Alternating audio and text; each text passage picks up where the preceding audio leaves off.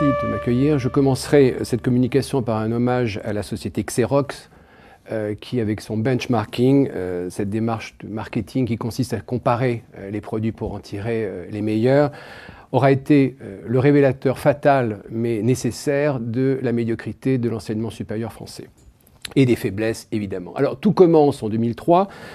Pour la première fois, je pense que vous vous en souvenez, cette année-là, a été publié un palmarès qui a fait beaucoup de bruit, puisqu'on l'a appelé le fameux classement de Shanghai. Plus personne aujourd'hui ne fait mine d'ignorer le classement en question, et c'est vrai que le classement a fait du bruit.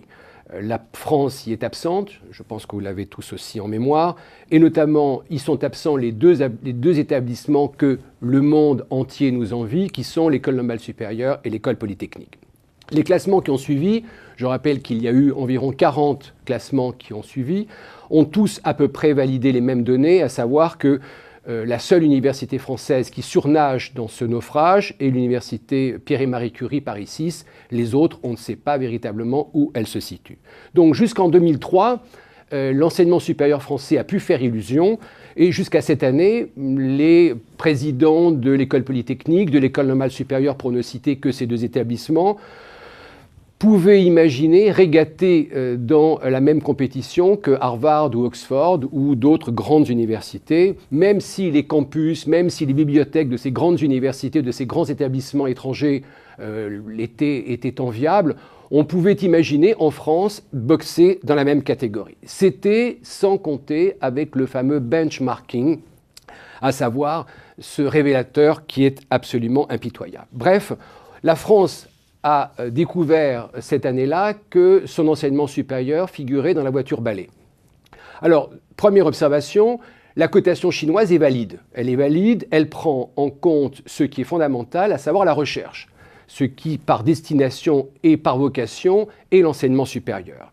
Et elle souligne également une autre particularité propre à l'enseignement supérieur, qui est la disconnexion entre recherche fondamentale et université. C'est même l'unique pays où recherche fondamentale et université a été soigneusement déconnectée. Alors, je me propose de faire devant vous un bref inventaire des causes du mal français, et dans une deuxième partie, j'envisagerai ce que j'appellerai les médications qui s'imposent, notamment les médications qui ont été mises en place dans les établissements étrangers et qui font qu'aujourd'hui, ces pays nous devancent en matière d'efficacité dans ce secteur. Donc, cette intervention est un hommage au pragmatisme. Sur les maladies françaises, mon premier point. Alors, pour les besoins de la démonstration, je me tiendrai aux mots qui me paraissent les plus caricaturaux de ce mal français. Il se nomme apartheid entre les filières et égalitarisme des traitements, recrutement biaisé des enseignements et non-évaluation de la recherche, et enfin, une sorte d'attachement viscéral au statu quo qui est un culte à l'immobilisme.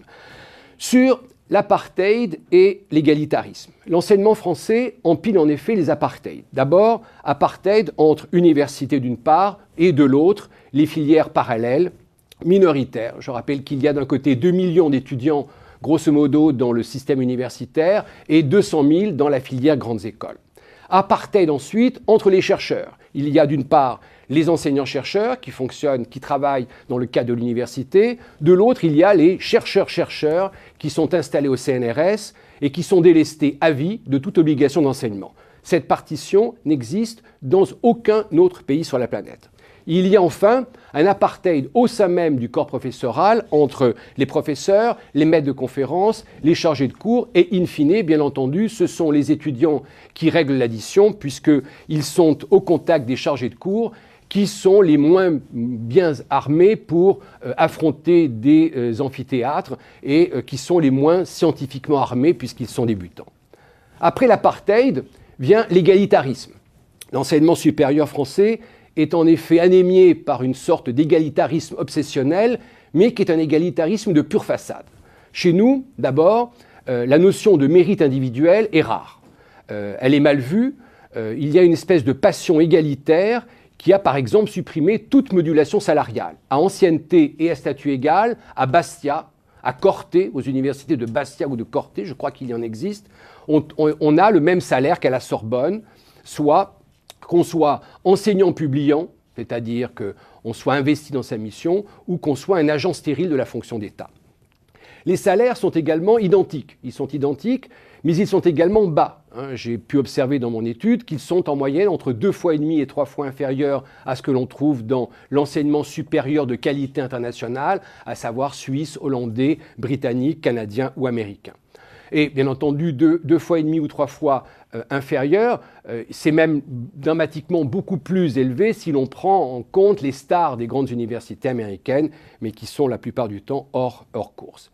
La seule modulation que connaît l'enseignement supérieur français en termes de rémunération sont les primes, que chaque universitaire s'applique à collecter de manière individuelle, à l'insu de ses collègues, et qui sont décidées par des commissions dont la légitimité scientifique est douteuse, comme le souligne le président de l'université Paris 6. Enfin, l'unique moteur de la mobilité, qui est à la fois lente, qui est laborieuse, est l'ancienneté.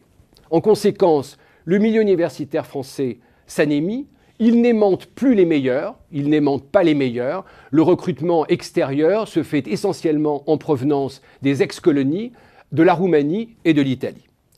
Sur l'apartheid des filières, sur l'égalitarisme obsessionnel, va s'empiler une autre couche de problèmes spécifiquement français et qui touche cette fois-ci au recrutement et à l'évaluation des universitaires. Si on parle d'anémie du milieu, il y a un moment où cette anémie se mesure de la manière la plus efficace. C'est ce moment du recrutement des enseignants. À la différence de la Suisse, à la différence de la Hollande, de la Grande-Bretagne, on ne pratique pas en France de publicité des postes.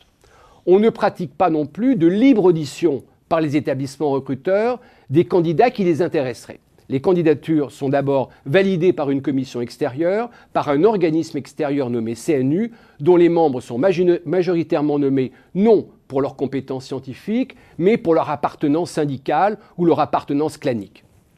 À quoi s'ajoute en France une autre maladie extrêmement grave, contrairement aux États-Unis où c'est interdit dans les grandes universités de recherche, c'est-à-dire l'absence d'interdiction de recrutement des candidats locaux qui sont issus de l'établissement recruteur. Il s'ensuit une incroyable endogamie gouvernée par des mandarins qui fabriquent des clones. Je rappelle qu'en 2010, 45% des professeurs élus dans une université française avaient fait leur thèse dans le même établissement. Recrutement bricolé, quand ça n'est pas du pur brigandage, se greffe une quasi-non-évaluation de la production des universitaires. On sait l'évaluation être indispensable dans tous les métiers. Comment améliorer en effet le produit qui est fabriqué si on ne l'évalue pas? En quoi consiste l'évaluation des universitaires?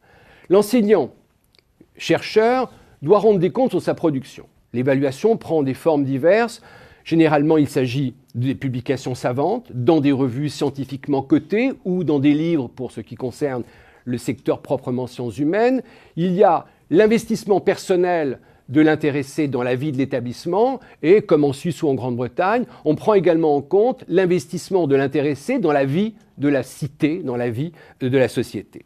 Partout, l'évaluation est une opération qui est lourde, qui est coûteuse, qui est lente, mais dont l'intérêt retire généralement des gratifications symboliques, c'est-à-dire l'estime de ses pairs, la reconnaissance de ses collègues, des gratifications financières, des augmentations de salaire, des bonus, des primes, des décharges d'enseignement, et également des arguments pour changer d'établissement là où le système fonctionne dans un environnement qui est concurrentiel. Quelle est la périodicité de l'évaluation? La périodicité de l'évaluation en Suisse est triennale, elle est triennale ou quadriennale en Grande-Bretagne, elle est annuelle aux États-Unis, en France. La France a échappé à ce système. Il n'y a ni évaluation systématique par les pairs, sauf à la demande des intéressés eux-mêmes dans la perspective d'une volonté de promotion rapide, mais qui est extrêmement rare, et il n'y a pas de gratification particulière. Personnellement, je n'ai aucun souvenir qu'en 10 ans, on m'ait demandé quoi que ce soit concernant mes publications à l'université Paris 1 Panthéon-Sorbonne, ni participation à des colloques, etc. Il a fallu le passage de l'AERS en 2008, l'agence d'évaluation instaurée par Valérie Pécresse, pour qu'enfin on s'intéresse à ce que je pouvais bien faire parallèlement à mon enseignement, qui lui est vérifié. Apartheid, endo-recrutement, absence d'évaluation, restent d'autres pathologies françaises. D'abord, l'attachement viscéral au statu quo ou ce que j'appellerais le culte de l'immobilisme. L'adaptation de l'enseignement supérieur français à la compétition mondiale est rendue d'autant plus difficile que se dresse devant lui un mur que je nommerais à double cloison. La première cloison, c'est l'inertie des agents. Inertie des agents de l'enseignement supérieur, au moins d'un très très grand nombre d'entre eux, dont le premier tort est de ne pas s'intéresser à ce qui se passe à l'extérieur du territoire.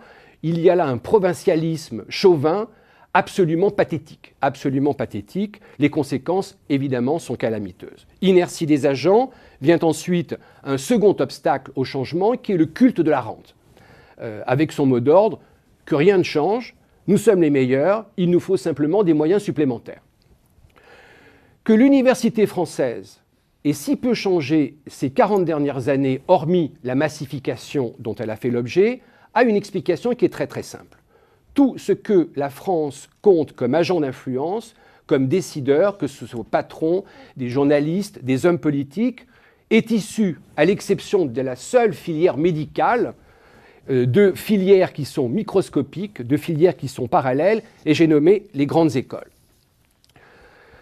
Le culte français de la grande école, c'est-à-dire de l'infiniment petit, je rappelle quand même que les effectifs de l'école polytechnique en France, pour le recrutement des étudiants français, c'est 400 étudiants par année. C'est 100 étudiants par année aux mines, c'est 120 au pont. Ce culte du microscopique est dramatique. Le système des grandes écoles va d'abord conférer aux détenteurs du diplôme une rente à vie, qui est une rente à vie conférée aux admissibles, puisque dès l'instant où on est rentré dans l'école, on est inévitablement diplômé le jour de son entrée dans l'école. J'en parle en connaissance de cause, puisque j'ai enseigné pendant 18 ans à l'école polytechnique et j'ai vu comment fonctionnait le système de notation. Ces fabriques de rentiers, que sont les grandes écoles, sont catastrophiques. Elles sont catastrophiques moins pour les intéressés que pour la société qui a instauré un tel système. Où sont en France les savants, les ingénieurs, les inventeurs que sont supposés former à très grand prix ces écoles prestigieuses dont la République est si fière? Rarissimes sont ceux qui sortent de l'ENA, de l'IX, des mines, d'une école d'application ou d'une école normale supérieure qui se tournent vers la création d'entreprises. Ici, aucun Bill Gates, ici, aucun Mark Zuckerberg. Et détrompez-vous, ces deux figures emblématiques américaines sont parfaitement représentatives du fonctionnement des grandes universités américaines. D'après le magazine Fortune du 12 octobre 2010, un diplômé sur deux sorti ces 10 dernières années d'Harvard ou de Stanford a créé sa propre entreprise. En France, selon Challenge, 80% de nos polytechniciens seraient aujourd'hui dans la banque et dans le conseil. La machine élitaire française fabrique des dirigeants à la manière d'un Jean-Marie Messier, X, Mines, ENA, sans la moindre expérience de quelque entreprise que ce soit. Dès sa sortie de l'inspection des finances, Messier a été bombardé au cabinet ministériel de Balladur. Il va quitter le cabinet ministériel pour entrer à la Banque Lazare, puis, repéré par De Joigny, il est intégré à la Générale des Eaux, à la direction générale. Il prendra à 40 ans la direction de la Générale des Eaux, société conçue il y a 150 ans, où il y a 200 000 personnes, et en 4 ans, Messier coulera l'entreprise. En France, nos plus brillants bacheliers se voient ainsi dotés d'une rente à vie, au salaire, invulnérabilité aux revers conjoncturels, aucun risque de déclassement et surtout aucune prise de risque personnel. Tous, à la sortie de leur établissement, vont se fondre dans l'organigramme soit des grands groupes privés où le siège est préchauffé ou dans l'appareil d'État. Je viens de faire un bilan qui n'est pas véritablement élogieux de la situation.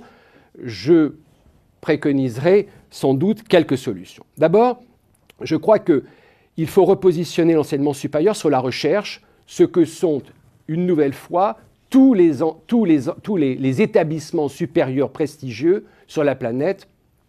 C'est de ça dont il faut s'inspirer. Quelles sont donc les pièces du moteur français qu'il conviendrait de changer? D'abord, il faut supprimer la partition entre universités et grandes écoles. Mais ça ne suffit pas. Je pense qu'il faut aller beaucoup plus loin et il faut supprimer à terme le terme de grandes écoles. Ce sont des établissements qui sont minuscules, ce sont des établissements que l'on intègre au prix d'un bachotage qui est aussi étourdissant qu'abrutissant, sans jamais avoir été mis au contact de ce qui est la raison même de l'enseignement supérieur, là où il fonctionne et là où il rend des services à la nation, à savoir la recherche. Car de recherche, on n'en trouve guère ou pas du tout dans les grandes écoles. On n'en trouve pas dans les écoles d'ingénieurs ou commerciales, même si, pour des raisons de standing récents, le doctorat est désormais souhaité dans les filières HEC, ESCP et SEC depuis quelques années. Voilà 10 ans, je pense qu'il n'était qu'une poignée parmi les professeurs de ces grandes écoles à être titulaires d'un doctorat. De recherche, il n'y en a pas davantage à l'école polytechnique. Je rappelle que le premier doctorat à l'école polytechnique a été soutenu en 1996 et que l'école doctorale de l'école polytechnique date de 2000. Quant aux diplômés des grandes écoles littéraires, qui sont à la fois peu nombreuses au demeurant et la plupart accueillent des étudiants en double cursus, qui se tournent ensuite vers des carrières administratives, il n'y a pas véritablement non plus de recherche, même s'il y en a sans doute un peu plus là. Bref, ceux qui gèrent la France, ceux qui gèrent le pays, tous issus des 5, 6, 7 grandes écoles françaises, n'ont donc jamais entendu parler de recherche dans le cours de leurs études. Donc on se demande pourquoi, n'en ayant jamais entendu parler, verrait-il un intérêt à la financer une fois aux commandes d'une grande entreprise ou d'une grande administration? La suppression des grandes écoles aura un autre mérite qui est de supprimer ces usines à rente que sont ces établissements qui sont surfinancés par rapport aux universités. Et c'est une iniquité qui est d'autant plus insoutenable que les bénéficiaires et les usagers de ces grandes écoles, les étudiants de ces grandes écoles, toutes gratuites, à l'exception des écoles de commerce et de quelques écoles d'ingénieurs, sont originaires, dans leur immense majorité, des milieux sociaux privilégiés, cadres supérieurs, patrons ou protégés, personnel enseignant. Tant qu'on y est, je préconise aussi, pour ce qui me concerne, mais je n'ai, rassurez-vous, aucun pouvoir, c'est de supprimer le salariat des étudiants que pratiquent certaines grandes écoles, que recrutent, comble de paradoxe, les enfants des milieux privilégiés et ou protégés. X et Mines, Polytechnique et l'École des Mines, sont les deux établissements français où le taux de boursiers est le plus bas en France. Le salariat doit être supprimé, d'autant plus que le fameux rachat de la botte, les années d'études où l'étudiant est salarié par le ministère de l'Enseignement supérieur ou par le ministère de la Défense, est une farce. À ma connaissance, il n'existe aucune statistique sur le nombre de ces diplômés ayant remboursé leurs études en vertu du contrat qui les lie avec l'État pour une durée de 8 ans après l'obtention de leur diplôme, mais qui, à la sortie de leur école, ont opté pour la City londonienne ou pour la salle des marchés de la Société Générale. Si l'on supprime les grandes écoles, il faut s'attaquer à l'échelon inférieur. L'échelon inférieur, j'ai nommé les classes préparatoires, vers qui se tournent les meilleurs lycéens, hormis ceux qui se destinent, encore une fois, aux études médicales et aux études juridiques. Les professeurs de classes préparatoires méritent un petit coup de projecteur. Ils sont 8000, ils ont bachoté, ils ont réussi des concours, puisqu'ils sont tous, dans leur immense majorité, agrégés, mais la moitié d'entre eux n'a jamais fait la moindre recherche. Ils n'ont jamais fait de thèse. Ceci est une spécificité que l'on ne trouve nulle part ailleurs sur la planète, où tout statutaire dans l'enseignement supérieur est titulaire d'un doctorat. Non seulement la moitié d'entre eux n'a pas fait de thèse, donc n'a pas fait de recherche, mais ils gagnent, dans leur immense majorité, davantage que les professeurs d'université en raison des cols qu'ils pratiquent à haute dose. Bref, l'enseignement supérieur français traite mieux ses enseignants bachoteurs que ses enseignants-chercheurs. Dans cette logique, je plaiderai encore pour la suppression des concours. C'est une énergie qui est gaspillée pour des métiers où les recrutements doivent gagner aujourd'hui en fluidité. Une fois encore, l'enseignement supérieur de pointe, statut que revendiquent les 83 universités françaises, que revendiquent la plupart des grandes écoles, ou au moins en tout cas une bonne vingtaine d'entre elles, doit se recentrer sur la recherche et non sur le concours, qui est avant tout une machine à fabriquer des fonctionnaires. À ce propos, je rappelle que préparer un concours n'a rien à voir avec s'engager dans une recherche doctorale. Une recherche doctorale est par définition innovante, elle est inédite, elle n'est pas compétitive. Au doctorant est laissé du temps, en moyenne 3 ans et demi pour faire son doctorat, sous la supervision d'un professeur qui l'encadre et qui le dirige. Un tutorat est une épreuve solitaire. Le chercheur est un passionné, un peu artiste, écrivait Le Monde du 8 février 2011. Bref, entreprendre une thèse est une démarche inverse, absolument inverse, de celle d'un candidat à un concours qui, sur un thème imposé, se bat contre les autres pour un bon classement, le meilleur si possible, avec en ligne de mire un poste à pourvoir. J'en terminerai avec mon Karcher. Après avoir rapatrié dans les universités les enseignants bachoteurs des classes réparatoires qui seront fermées, il convient, selon moi, de mettre un terme entre les enseignants-chercheurs, les universitaires au contact des étudiants et qui enseignent, des chercheurs-chercheurs qui sont installés au CNRS et qui s'évitent tout contact avec la plèbe étudiante, et pourtant dont le discours martèle quelle est la relève dont il faut prendre soin, etc. Je note simplement que, à leurs yeux, cette relève est manifestement pestiférée puisqu'ils évitent tout contact avec elle. Car le CNRS, en France, est évidemment une aberration. À diplôme égal, à niveau de publication égal, certains universitaires n'ont aucune obligation d'enseignement, quand les autres doivent 192 heures de TD de cours, des examens, des corrections, des préparations de cours, des suivis de carrière, du tutorat et, depuis peu, de la collecte de la taxe d'apprentissage pour les filières qui sont plus professionnalisantes. Cet apartheid entre, d'une part, 11 500 chercheurs, de l'autre part, 75 000 universitaires, est une aberration. C'est une aberration, on se demande même comment est-ce qu'elle a pu fonctionner jusqu'à aujourd'hui. Je note quand même que dans le dernier rapport de la Cour des comptes qui a été rendu public le mercredi 16 février, il y a une nouvelle alarme qui est sonnée sur l'étanchéité des recrutements entre CNRS et universités. J'en arrive quand même aux bonnes raisons d'espérer. On le voit, le chantier français est tout simplement prométhéen. Il est prométhéen tant les mentalités sont figées, tant les mentalités sont pétrifiées sur des idées qui sont mortes. Ainsi, le préjugé qui soupçonne les entreprises du secteur privé de vouloir faire main basse sur l'enseignement supérieur public, et donc sur le risque que le secteur privé se gave de fonds publics. Cet enseignement, selon ce préjugé, basculerait immédiatement dans l'orbite de l'entreprise, entreprise privée, qui serait une sorte d'ogre attendant son heure pour s'emparer du pactole. Je crois qu'il faut sans doute rappeler à tous ces ayatollahs français du tout public que nulle part sur la planète, l'enseignement supérieur dégage la moindre rentabilité. L'enseignement supérieur, celui où sont conduites les recherches de pointe, celles que pratiquent des établissements qui se nomment l'École polytechnique fédérale de Lausanne, de Zurich, Harvard, le MIT, Princeton, Oxford, l'Université de Hambourg, sont au plan comptable de gigantesques centres de pertes.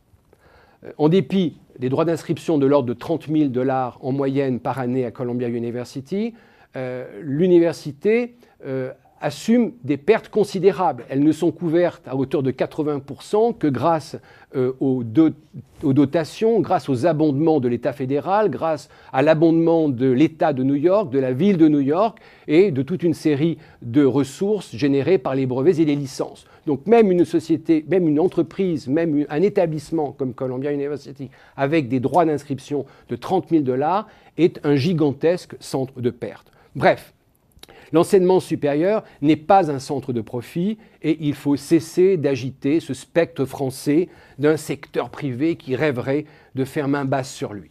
Pourquoi diable rêverait-il à cela alors qu'il ne rapporte rien ? Le chantier des réformes françaises est prométhéen, je l'ai dit. Je me réjouis simplement de voir qu'il y a désormais un chef de chantier, que ce chef de chantier est de bonne volonté et qu'il est courageux. J'ai bien entendu nommé Valérie Pécresse. Pécresse a déjà imprimé son nom dans l'enseignement supérieur, comme aucun ministre ne l'a fait avant elle. Qui à ce poste se souvient de François Loss, de Gilbert de Rebien ou de François Goulard.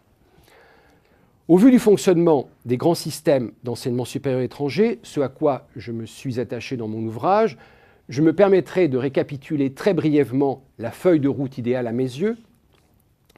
Il nous faut d'abord, admettre que nous sommes bel et bien dans une compétition internationale.